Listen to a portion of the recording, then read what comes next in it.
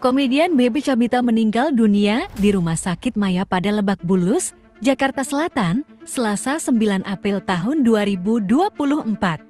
Kabar duka itu diungkap oleh rekan seprofesinya, Oki Rengga melalui akun Instagram pribadinya. Belum diketahui penyebab pasti meninggalnya pemenang stand-up komedi Indonesia Kompas TV tahun 2012 itu. Namun, pada 2023 lalu, BP Cabita diketahui mengidap penyakit langka, yaitu anemia aplastik. Pada Juni tahun 2023, BP Cabita mengaku bahwa dirinya didiagnosis penyakit langka, yaitu anemia aplastik. Anemia aplastik adalah salah satu jenis kelainan darah yang terjadi karena kegagalan sumsum tulang belakang untuk menghasilkan sel darah. Saat itu, ia menjalani perawatan di rumah sakit selama 2 minggu. Awalnya, BP Cabita mengira dirinya terserang penyakit demam berdarah atau DBD. Namun, saat diperiksa, petugas medis curiga ternyata dirinya mengidap penyakit lain lantaran trombositnya yang terus menurun. Petugas medis kemudian menyarankan BP Cabita untuk menjalani prosedur pengambilan sumsum tulang belakang. Setelah dilakukan pengambilan sumsum tulang belakang, diketahui bahwa komika tersebut mengalami penyakit langka, anemia aplastik. Menurut BP Cabita, penyakit tersebut membuat imunnya menyerang darah merah dan darah putih. Sudah pulih 100%, sudah sembuh. Ini sekarang tinggal pemulihan lah ya, supaya menjaga imunnya tetap stabil. Mulai kemarin demam ya, terus kita bawa ke IGD itu DBD awalnya. Positif DBD. Iya, DBD-nya positif. Udah gitu dokter mulai curiga karena kalau DBD itu kan yang turun hanya trombosit. Kalau aku semua turun. Leukosit darah putihnya sampai 0, ngedrop. HB-nya berapa? HB-nya waktu itu sampai sempat 6. 6, terus HB 6. Iya, HB 6, trombosit tuh sempat 12.000 ya? Iya, dari 70, pokoknya setiap hari turun deh 70, 60 sampai terakhirnya tuh 12.000. Terus HB-nya 6 gitu. Jadi dokternya bilang kayak pemeriksaan lebih lanjut deh, kayaknya ini nggak bukan DBD. Kayak seperti ada kelainan lain Ya, gitu, kayak gitu. ada yang Ya nyerap udah, darah. akhirnya diperiksa, diambil tulang sumsum belakang tuh. Jadi Iya, kayak jarumnya lumayan besar. Jadi sebelum dimasukin jarum itu disuntik lagi, dibius. Diambillah sedot tulang sumsum belakang aku. Dari situ diketahui kalau ternyata penyakitnya bukan DBD tapi anemia aplastik.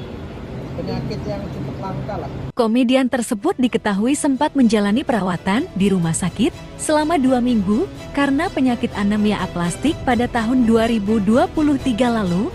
Penyakit itu pertama kali terungkap setelah Bab mengunggah foto dirinya yang tengah dirawat di rumah sakit.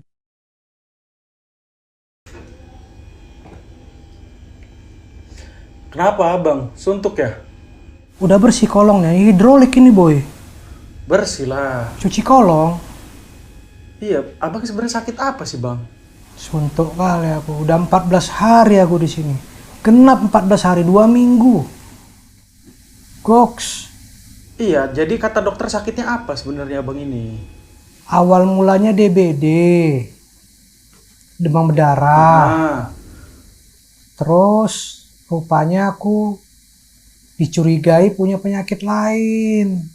Karena trombosit aku turun terus. Darah aku turun. Terus darah putih turun. Semua turun katanya. Nah terus? Akhirnya diambil lah. Namanya itu, Sumsum. apa namanya istilahnya? BMP. BMP.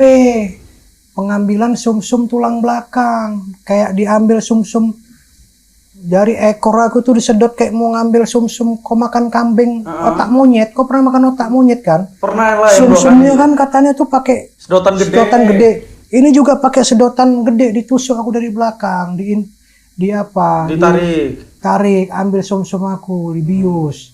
Dapatlah keluar hasilnya. Apa penyakitnya? Ternyata penyakit aku cukup langka dan unik.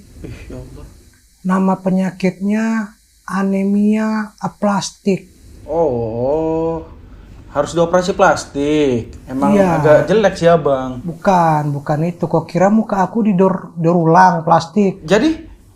Aplastik tuh maksudnya intinya imun aku itu memakan, menyerang Darah merah, darah putih, darah biru semua dimakan sama dia. Karena aku ada keturunan keraton juga kan, darah biru. Iya, Keraton Bagaskara kan? Bukan. Itu Katon. Oh ya, siap. Ini memang, jadi dia makanin darah-darah aku. Ya Allah. Makanya dia kanibal ini sebenarnya. Imun abang nyerang tubuh abang sendiri. Betul. Imun tubuh aja benci ya sama abang. Makanya ini sekarang obat yang aku minum untuk menekan imun aku supaya dia tidak agresif lah, tidak kanibal. Biar jinak. Biar jinak, biar sayang sama diri aku. Nah, terus ini bang, kerjaan gimana? Abang kan jadi nggak bisa kerja nih sementara ini. Ya, namanya kerjaan ya nggak bisa. Cuman kan untungnya aku kan apa ya? Babe Hamka. Oh, Jadi memang pengusaha tua. Hamka kan udah agak tua kan? agak tua punya jalan tol. Abang punya Pengusaha apa? tua. Jadi ya bisnis aku kan lumayan nih sekarang Nan. Oke, sebutin Lumayan satu. banyak yang masih berkembang lah Oh ya, istilahnya. merintis. Merintis, tapi ada kabar baiknya Nan. Apa tuh kabar baiknya? Membawa berkah semenjak kemarin podcast Ya, itu ternyata High Glow penjualannya meningkat banyak Nan. alhamdulillah. Dan orang sudah merasakan kualitas High Glow baik yang fiber maupun yang kolagen. Amin. Jadi sekarang High Glow itu open reseller yang tadinya kita cuma jual di Shopee sama TikTok, sekarang open reseller Nan. Wah, udah Dan kayak kita kakak. hanya cuman ambil 2 orang aja setiap kota. Oh, cuma 2 orang aja. Berarti orang-orang pilihan. Orang-orang pilihan. Udah beberapa kota yang sudah daftar. Belum lagi hari ini juga bakal ada grand opening dadar beredar Oh, bisnis baru abang di nih. Sunter. Oke. Rasanya nice to meet you. Karena aku juga berkolaborasi dengan Chef Abdi. Oke. Makanya aku lihat hari pertama tadi laporannya udah rame yang antrinan. Alhamdulillah. Harganya mahal gak tuh makanan itu? Ya murski lah, namanya telur paling 12.000 13.000-an. Dari start segitu. Udah banyak hal cakap bawah. Ih, namanya Pokoknya intinya walaupun aku tetap dirawat di sini tapi mudah-mudahan yang lain jalan semuanya. Amin. Oke. Amin, oke. Ya wes lah Nan. Tadi kolong udah bersih belum? Udah bersih bang? Coba kayaknya belum bersih. Coba kau tes lagi lah. Di steam dulu bawahnya. Oke. Naik lagi bah. Males. Tidurlah dulu aku ya. Pusing aku. Ih, bang. Di bawah aja lah tidur ya. Ini enak juga kayaknya ditaruh di kamar bisa naik-naik gini ya. Iya. Aku lumayan bisa naik terus nih. Terus wah. Ada yang gini juga Nan. Ini mau ku tes nih nanti.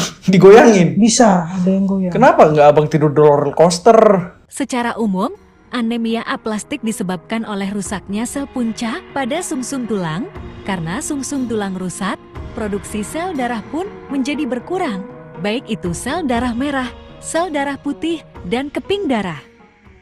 Jadi sebenarnya apa sih anemia aplastik itu? Anemia aplastik adalah kegagalan stem cell pada sumsum tulang untuk membentuk sel darah baru. Sel darah baru itu termasuk trombosit atau platelet, sel darah merah, dan sel darah putih. Kejadian ini jarang terjadi, di dunia hanya sekitar 2-3 per 1 juta penduduk. Lalu apa penyebab anemia aplastik itu sendiri? Dikatakan sebagian besar adalah autoimun yang kita tidak ketahui dari mana asalnya atau idiopatik. Penyebab lainnya dikatakan juga bisa jadi genetik, infeksi virus atau pasca infeksi virus, dan juga keracunan bahan kimia. Lalu apa yang terjadi pada pasien sehingga ini bisa membahayakan? Setiap sel darah memiliki fungsinya masing-masing. Seperti trombosit yang berfungsi untuk pengentalan darah sehingga menghentikan darah ketika terjadi luka. Sel darah merah yang berfungsi untuk membawa oksigen dan nutrisi. Atau sel darah putih yang berfungsi untuk menyerang penyakit. Sehingga dengan berkurangnya jumlah mereka bisa saja terjadi infeksi, perdarahan, atau nutrisi dan oksigen yang tidak cukup ke seluruh tubuh. Hal ini yang akhirnya bisa membahayakan pasien. Belum lagi efeknya terhadap perbandingan antara cairan dan benda padat di dalam darah yang menyebabkan ketidakseimbangan aliran cairan. Karena hal itu, gejala yang biasa dirasakan pada pasien adalah mudah lelah atau mudah mengalami pendarahan, infeksi yang tak kunjung membaik, yang diagnosis tegaknya akan dipastikan dengan pemeriksaan darah. Terapi dari penyakit ini adalah berusaha menjaga keseimbangan dari komposisi darah pasien, bisa dari transfusi darah, pemberian imunosupresan, hingga transplantasi sumsum tulang. Bagaimana pencegahannya? Karena sebagian besar penyakit ini tidak diketahui bagaimana asal mulanya, maka tindakan khusus untuk pencegahan pun sulit dilakukan. Namun dikatakan hal ini ada hubungannya dengan exposure terhadap bahan-bahan kimia seperti insektisida atau paint removers, sehingga menghindari exposure terhadap hal-hal ini diharapkan bisa membantu pencegahan terjadinya anemia aplastik.